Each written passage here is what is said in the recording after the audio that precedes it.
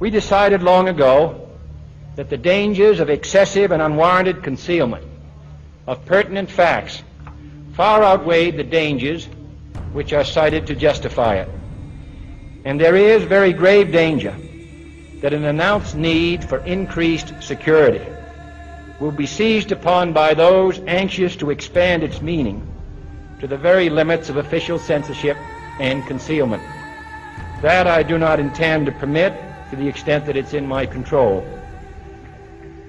For we are opposed around the world by a monolithic and ruthless conspiracy that relies primarily on covert means for expanding its sphere of influence, on infiltration instead of invasion, on subversion instead of elections, on intimidation instead of free choice, on guerrillas by night instead of armies by day.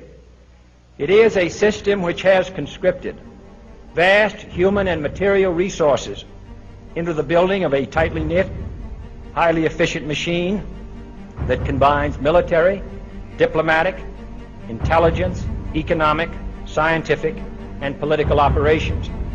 Its preparations are concealed, not published.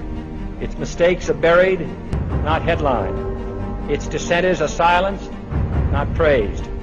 No expenditure is questioned, no rumor is printed, no secret is revealed. Uh-oh, SpaghettiOs. You could be in a lot of trouble. Now, people have figured out that you can hit the powerful where it counts in their pocketbooks. The same thing happened in Egypt, where Mubarak only stepped down after the labor strikes began. And then there's the national and international movement against the power establishment. The group Anonymous recently released this video warning the global banking systems. We are a decentralized, non-violent resistance movement which seeks to restore the rule of law and fight back against the organized criminal class. Now that's a little spooky. I liked it. And apparently they came armed with documents, which we're going to tell you about in a second. But look, what I like is peaceful resistance.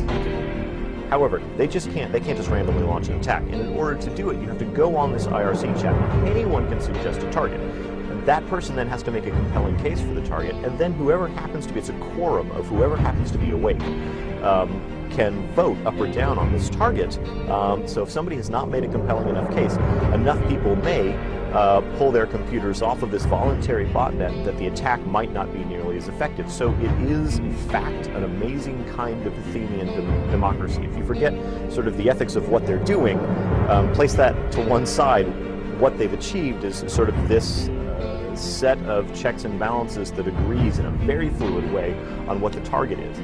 This is the new model of fighting back against the establishment and against corporate power.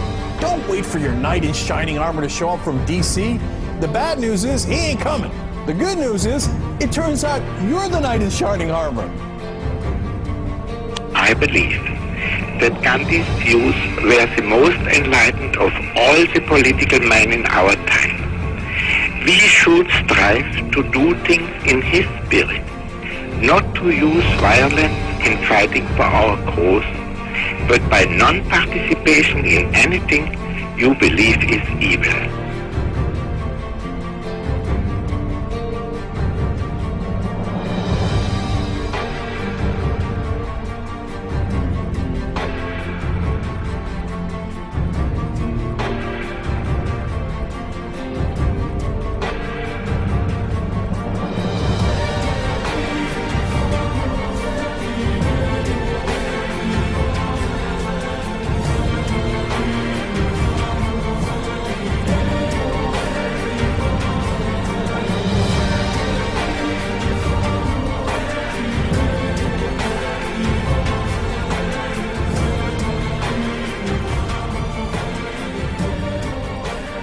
What's next?